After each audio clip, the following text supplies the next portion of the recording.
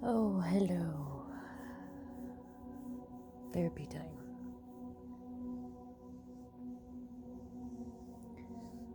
I've been kind of ignoring it, so to speak. Not ignoring it, but I guess it just hasn't been like in my forefront.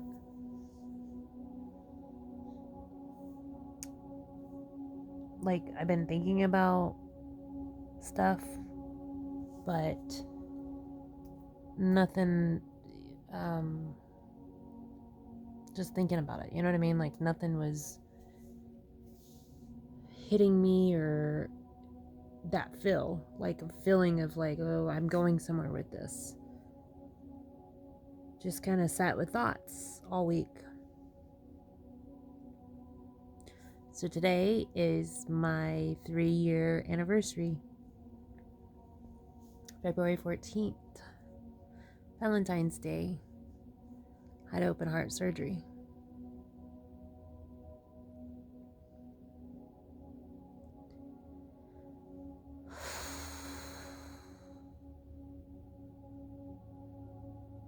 So last night, I did have something hit me. Something came back to kind of, it seems to be that during these, the time frame of when traumatic incidents happen is sometimes your brain or your body will mimic and go in like fight or flight type modes or, flashbacks even. And so last night, right before bed, just kind of, you know, going through my day and counting my blessings and how grateful I am and how loved and how much support I have, like just, just going through it all, right? And then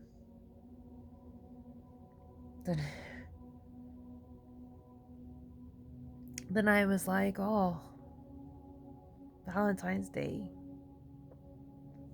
And most people, like when they hear that, like if they're in a relationship, a lot of people are like, oh, I'm gonna, you know what I mean? Like it's expected. Like they have an expectation, but then you got single people that, sometimes feel sad and lonely because they don't feel loved. And, it's just basically, in my opinion, I mean, it's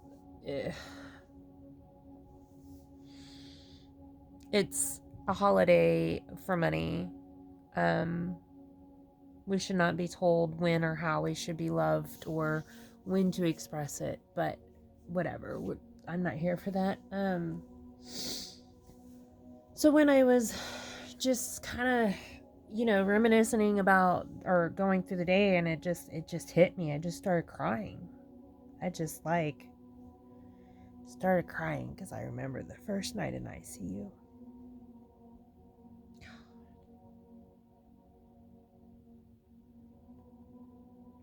Still to this day, that was the hardest day of my entire life. February 14th, 2019.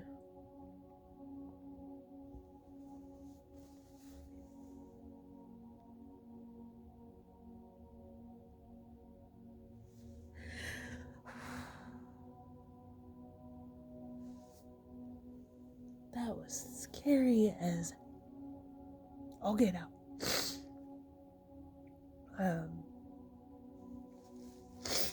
For a whole year, I knew that at some point in time, I knew I would have a heart surgery. I just didn't know when. But I basically was like, I mean, they told me that it could have been years before I could have had the surgery. And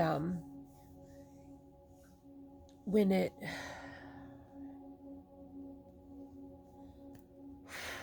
just think here, because it's like I went a whole year. So I found out it was December 23rd.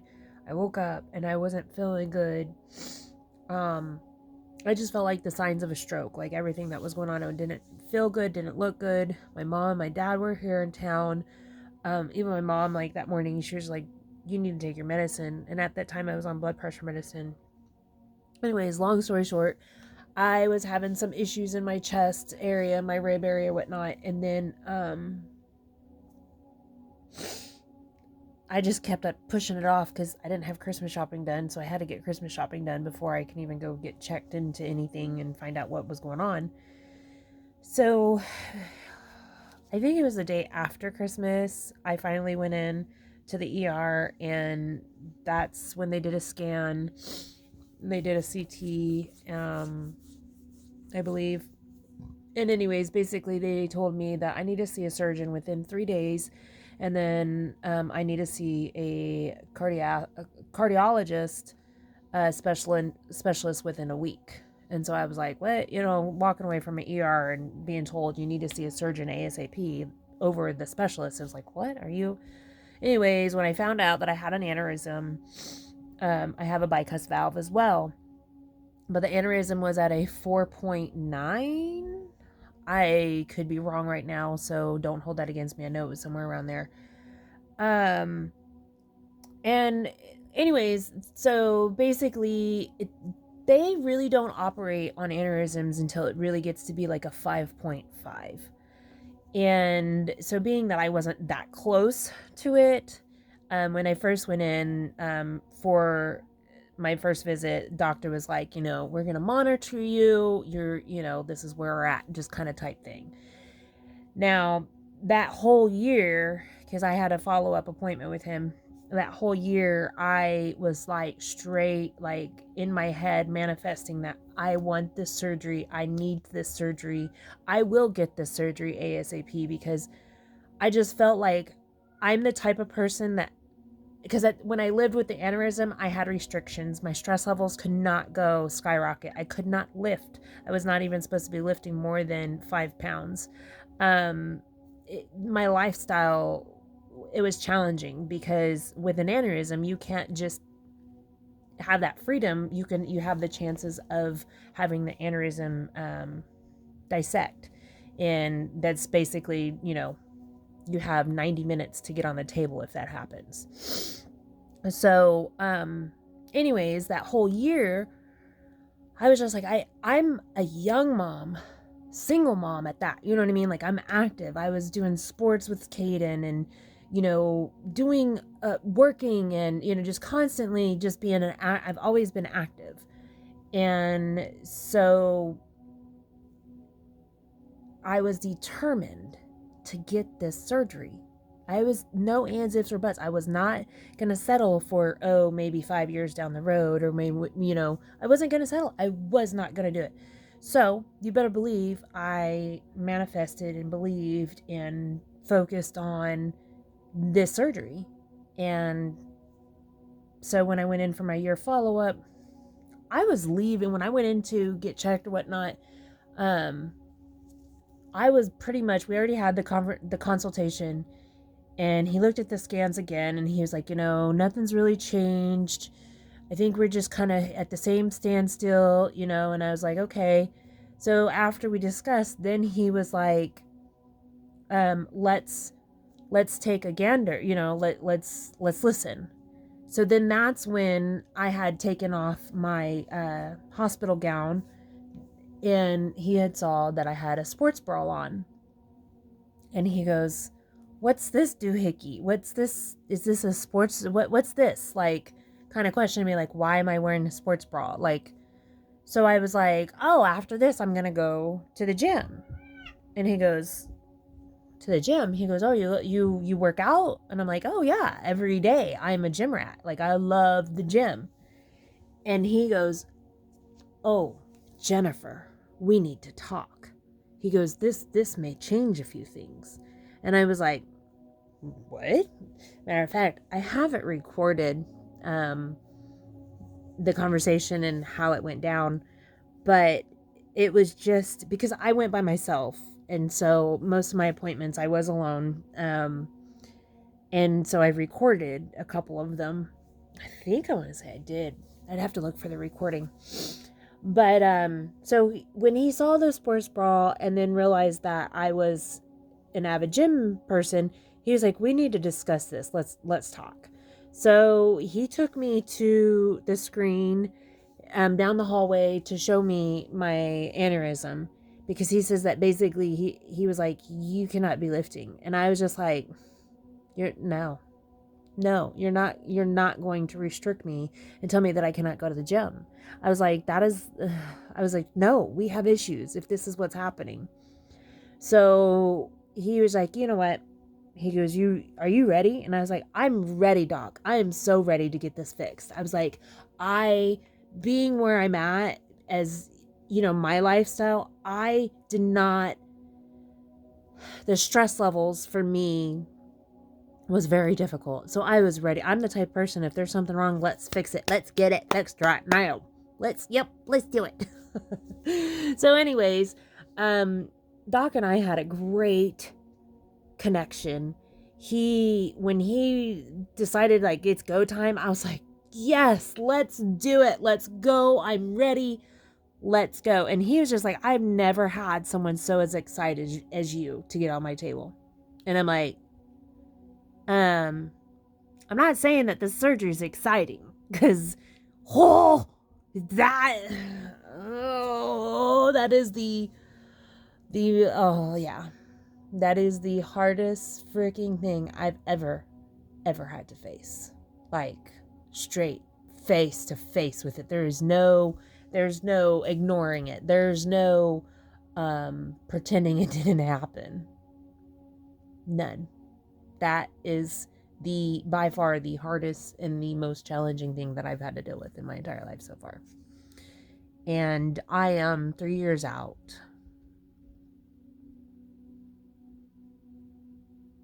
And I'm still recovering from it. So going back to my first night in the ICU, when I woke up, I wanted my boyfriend at that time and my mom. And I was alone. Thankfully, when I woke up, though, I did not wake up like remembering with the tube in my mouth. Like, some people wake up and they still have the breathing tube. I didn't. I don't remember that anyways. So anyhow, I had woken up in ICU, and my first thought was I wanted to see my boyfriend and my mom. And the nurse had, grabbed me and, told me where I was, talked to me, calmed me down and everything, and then went out into the ER or wherever, the waiting room, and got them. And so they came back to visit me, and my aunt was there too.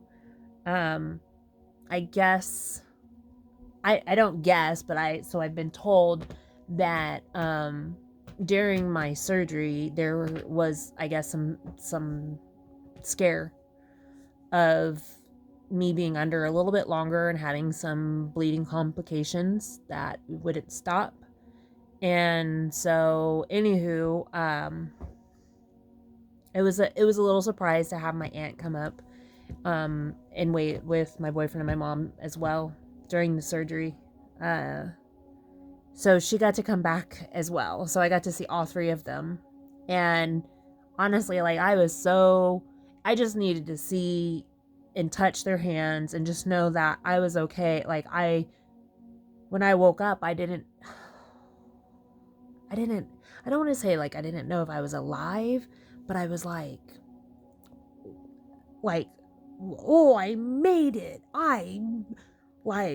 Am I awake? And so, like, I needed to touch their hands. So that I kind of remember that, where when they came to the room, I just remember holding my hand out or trying to feel for theirs. They would be able to, tell you more of the, like, details of what happened or what was said or whatnot. But it was short. It was very short-lived. It wasn't long at all. They didn't get to stay in the ICU. They got to say a few things, and of course they were waiting for a long time. So, I mean, I was just out of surgery, and you know what I mean? I didn't really care that they needed their time too. And so anyways, we said hello, or, did our greet, and then they left.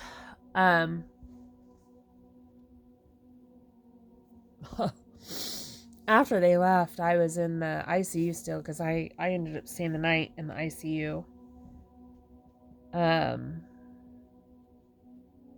So after they left, they doped me up and gave me some medicine and kind of knocked me back out. Like, I remember kind of getting the morphine dose off. And when I woke back up,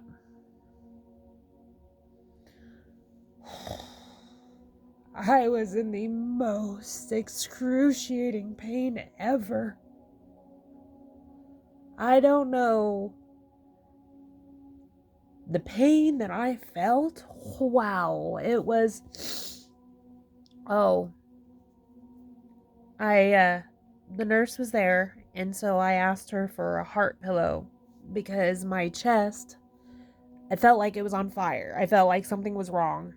I don't know how else to explain it. Like, it just, something was not right.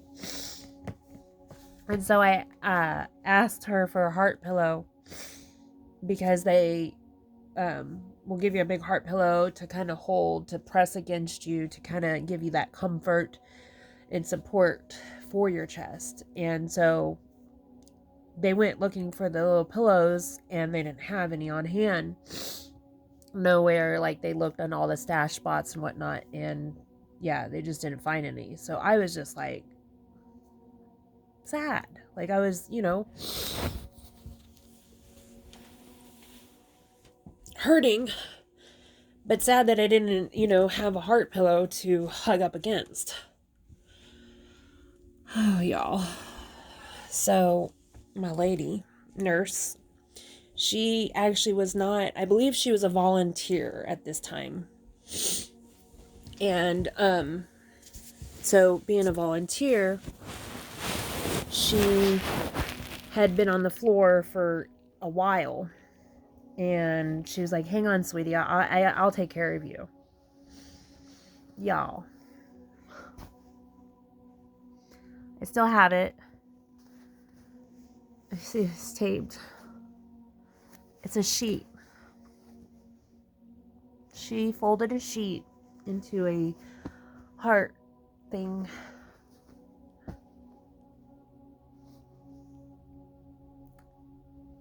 Drew a heart, colored it, and another little heart, and said, made with tender loving care.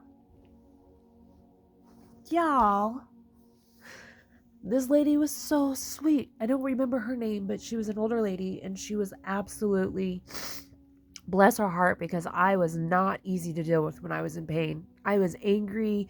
I remember being just frustrated and angry, and when you come off narcotics, or you have those narcotics in you, and then like just feeling so alone and everything like that, like, she completely understood. Like, she was so sweet. Gosh, I felt so horrible afterwards. I ended up having her daughter as a nurse, like the next day or something, up on the heart floor or whatever, and I got to basically pass my apology down and told her, thank you so much for making such an amazing, piece, you know what I mean? Like, nothing could top a heart pillow, like, with this, like, sorry. And I see that now, but I was sad and frustrated that I didn't get a heart pillow. Like, is that fucking dumb? That's dumb. That's dumb. But whatever. Lesson learned. So, yeah, when she made this, it helped, because, like, when you have open heart surgery, like, my chest was cracked open, and so,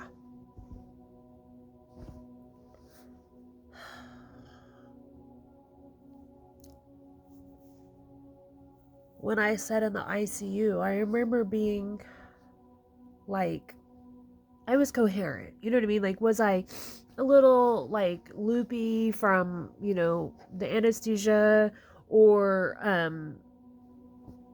The narcotics, yeah, probably so.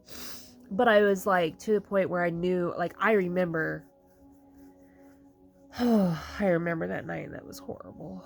That was the most worst night of my entire life, because after she got me this, I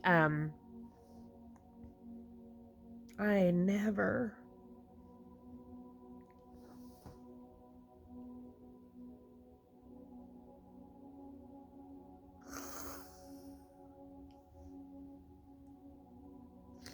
I never prayed to God to take me as hard as I did that night.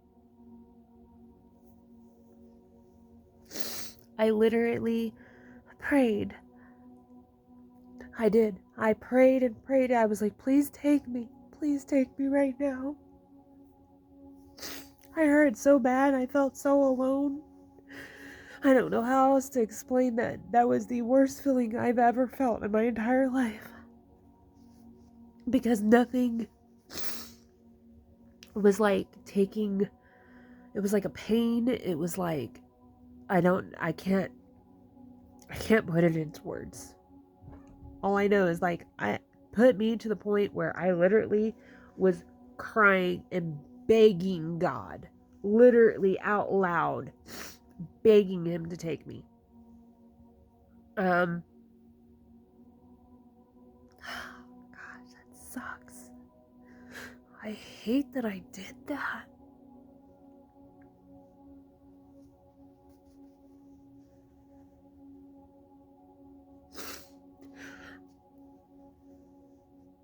I'm not beating myself up,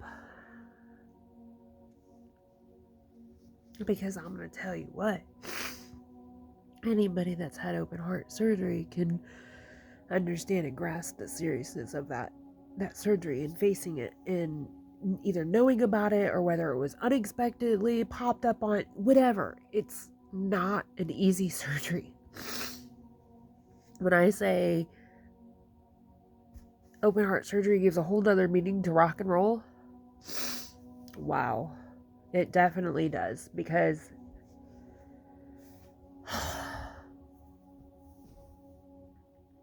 I am so thankful and glad that I got the aneurysm repaired when I did. I did not get the valve fixed because the valve is okay. I have a bicuspid valve, but it's not calciumified. It's not having issues and whatnot. Doc looked at it and he says, you know what, there's no reason. And I'm like, you're right. If there's, you know what I mean? If it's still functioning, right, leave it alone. Does it give me a chance to basically face another open heart surgery? Yeah, it does. There's a chance. But, I'm doing everything that I can. I eat healthy. I'm staying with my cardio and my exercising and doing everything that I can to keep that valve functioning and not calcifying and whatnot. But if I have to rock another heart surgery, I'll do it. I'll do it. I'll do it. I'll do it. It doesn't mean that I won't be freaking, yeah, I'll do it. But it's because, like, I'm not in that field, and it's like, it has to be done. Like, it's got to be fixed. If it's got to be fixed, then let's fix it. So I hope I don't ever have to. I am not gonna lie, I do not want open heart surgery number 2. No.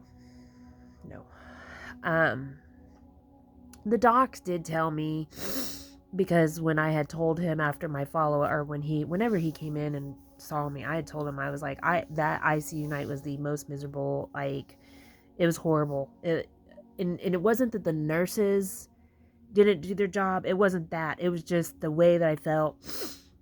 Come to find out, they basically did have to give me a little bit more, a higher dose of whatever pain medicine I was taking at that time. Being a redhead, we have something with our gene. So basically, with anesthesia and whatnot, we tend to need a little bit more, a higher dose. So when they finally understood that redheads have a different is it the whatever? I'm gonna have to look that up now. But we're slightly different. We're off a chromosome or something like that. Uh, God, I can't even think about it. Anyways, um, yeah, I don't know. I just lost my thought because it wasn't that important. Um, so yeah, when I told him that it was a horrible night, oh, that's what it was, is because they were giving me just the max of what I was able. And then when I was like, dude, I'm still in pain, like I'm still in tears, and I'm like, I'm not lying, I was crying out loud and praying out loud, like the whole hallway, probably everyone heard me. Like the nurses were like, oh my god, they were, I'm sure they wanted to knock me out, because that's how miserable I was, and I was so alone. I actually called my boyfriend, and I remember waking him up, and I just wanted him. I was just like, I'm lonely. I wanted to talk. I wanted somebody with me. Um, I just felt very lonely. Um, any kind of surgery or medical situation, it's not that it's necessarily scary, but it just sucks doing it by yourself.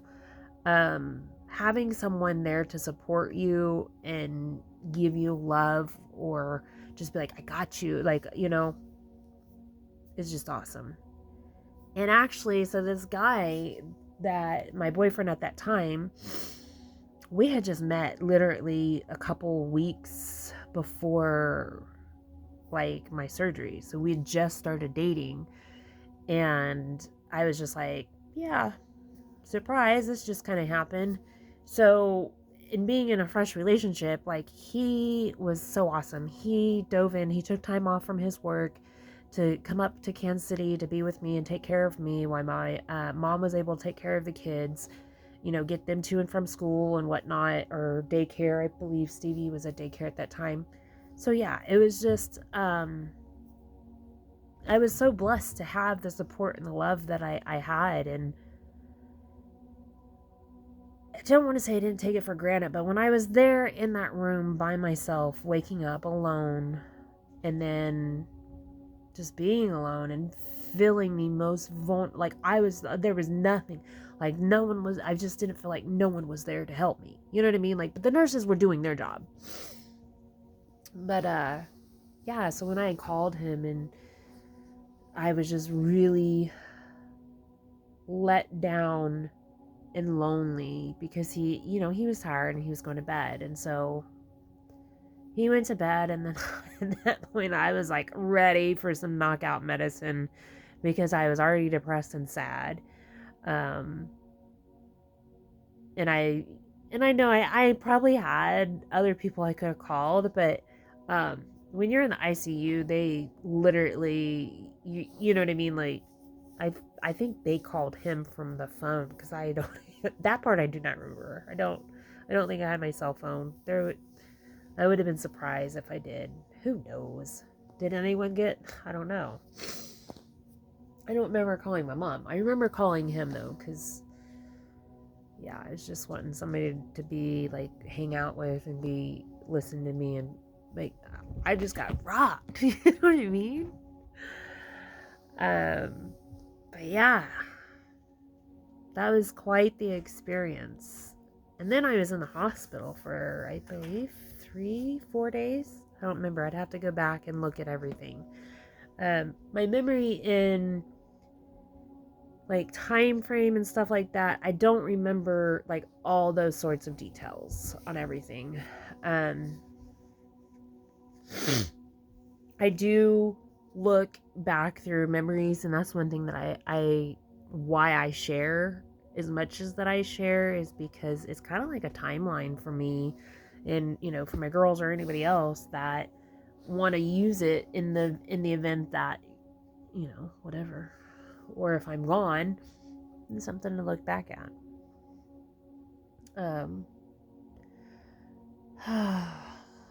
Yeah, that was a hard, and I know I'm not like over facing everything that comes with it. Like, I know, like, I wish I could just be like, yep, I talked about it and everything's perfectly fine and I'm over that. It is what it is. Like, I talk about my open heart surgery quite often. Today, oh, it was so sweet. Today I went to Price Chopper and this guy in the deli that worked there, he was like, "Happy Valentine's Day, beautiful." And I was like, "Thank you." I said, I don't take this day as, I don't celebrate this day as Valentine's. And he goes, "Oh, no? Why?" And I said, "Because it's my rebirth." And he goes, "Huh?" And I said, "I had open heart surgery 3 years ago on this day." And he was like, "Oh, congratulations, look at you." He was like, "I'm so glad you're great. And may I give you a hug?" And so he came over and I was like, "Yeah." And so he gave me a hug and we just kind of small talked for a little bit. And yeah, it was just really, I was just like, I always talk about it. Like, if it's an opportunity for me to bring it up, not that I like look for it. I'm just saying when or if the opportunity is brought, then I bring it up. But I'm not embarrassed or ashamed by it. I know some people are like, "Oh, you should never be ashamed." Until you're in this situation and you literally understand, I grasp why people could feel that way. I'm not ashamed. Like, I'm actually proud of myself for rocking such a surgery at a young age. Because when they said that, they say younger folks tend to bounce back quicker, they feel more pain. They have a higher, like, we feel more pain. And they say the older folks tend to be less pain, but a longer recovery. Like, they don't bounce back as quick. And so, I mean, I was able to, get to walking and like my recovery went for the most part pretty good, like that I'm recalling. And that's another thing. I know that as time goes, other things may pop up. But I just know the biggest one that hit me last night, I started crying because I was like, so grateful and so blessed for all the love and the support that I have in my life overall. And then I was crying because I was just like, how selfish of me. How selfish of me to beg of him, the Lord, to take me because I was in that much pain. So I'm not beating myself up. That's my feels. That was a feeling, and I was allowing myself to feel that. And that's okay. You can allow yourself to feel.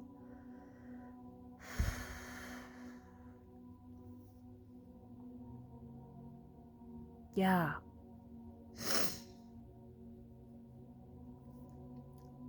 But I knew that night, that was a traumatic night for me. Not to say that my heart surgery wasn't traumatic, because that's fucking pretty traumatic. Like, I don't know where I'm at with that part. Like, honestly, I don't. Because doing what I did, ideally, they say that I shortened my life by doing that, basically. And in my eyes, it's like, I'm always a person now. In my eyes, I feel it's quality over quantity. Because the quantity, I mean, any day tomorrow, a car wreck, you know what I'm saying? Like, it can happen any day. So for me to sit there and dwell on that it shortened my life expectancy, not at all. I don't feel that, and I don't stress that part, because I'm like, I get to live, I get to work, I get to go to work and push and pull and lift things and be active, and I get to be active.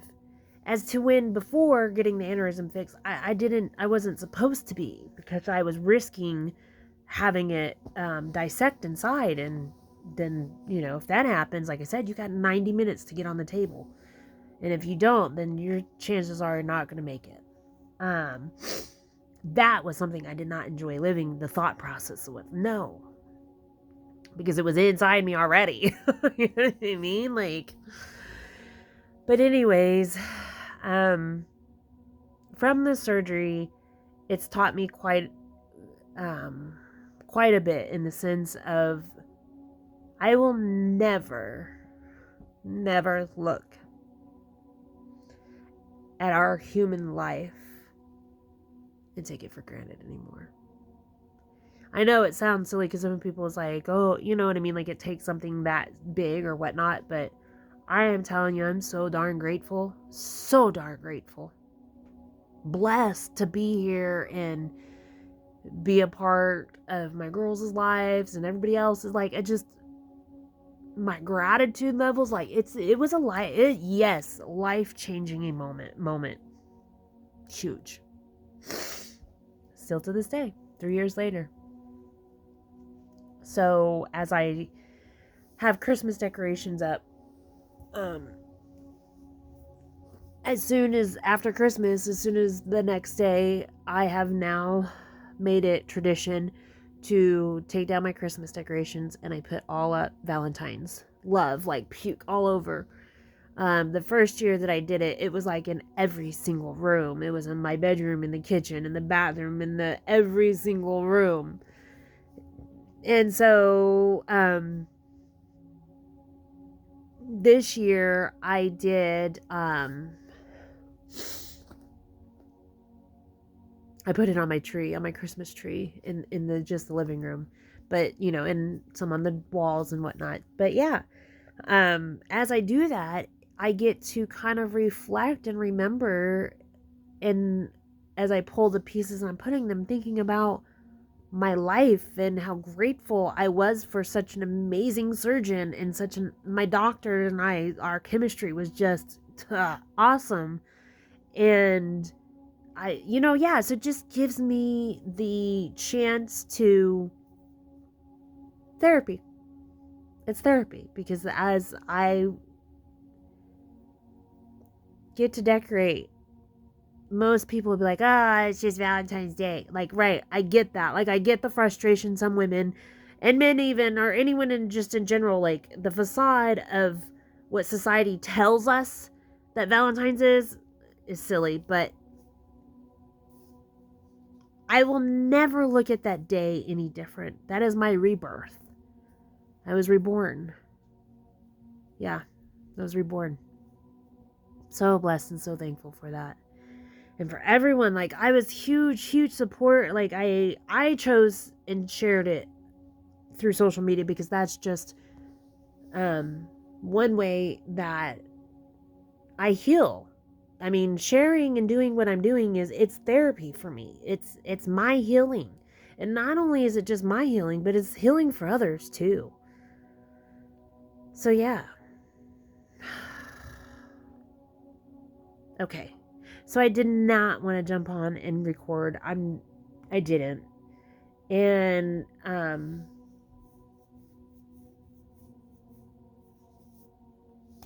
glad I did, because I know this is kind of all over the place, but like I said, this is real and raw, and I'm not here to get likes. I'm not here for you to approve of me. I'm here to talk about things that happened to me and do my therapy, because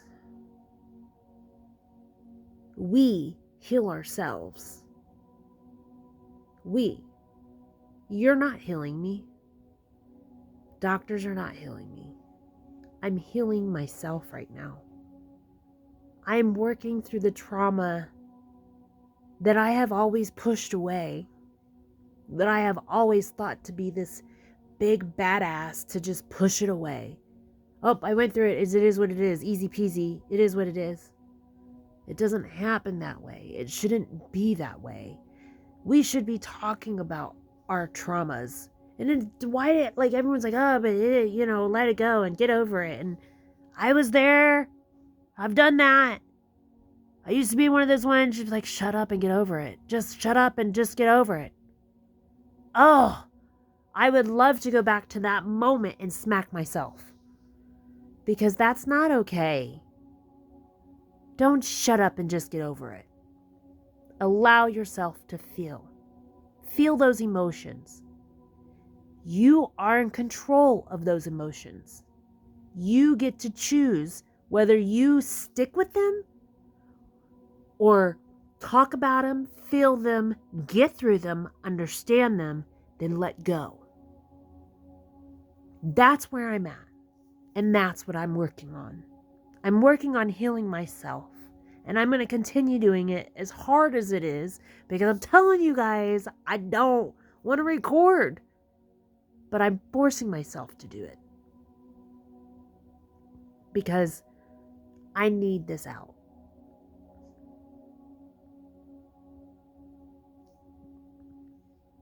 Thank you. Thank you for being here. And I mean, for whatever reason you're here, just thank you. Thank you for being you. And I hope you individual healing each and every single one of you.